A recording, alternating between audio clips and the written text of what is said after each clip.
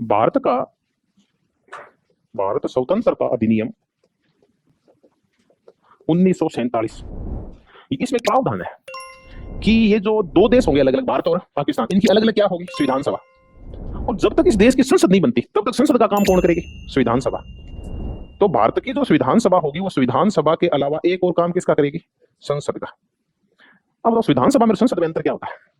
संविधान सभा किसी भी देश के बड़े बड़े नियम बनाती है जिनसे आगे सालों सैकड़ों सालों तक वो देश चलेगा। ऐसे मुख्य नियमों को तो डिसाइड करती है कुछ समय तक बैठ के, यानी जो की प्रणाली बनाती है, तो उसका दर्शन बनाती है और उसके मुख्य प्रावधान निश्चित करती है देश के शासन संचालन के, शासन के स्वरूप के, देश के स्वरूप के, वो तो होती है संविधान सभा, तो संविधान लिखती है। और जो नित्य प्रति के कानून बनाने होते हैं या संविधान में कोई नई चीजें जोड़नी और घटानी होती है, वो काम कौन करती है, संसद। तो संविधान सभा दो काम करेगी, एक तो ये क्या बनाएगी, संविधान, और एक ये संसद के रूप में भांति भांति के कानून बनाएगी जो रेगुलर जिनकी जरूरत पड़ती है, पुराने कानून को हटाना, नए कानून बनाना, क्राइम को लेके, मिलावट को लेके, सड़कों को लेके, नागरिकता को लेके, किसी भी मुद्दे के ऊपर।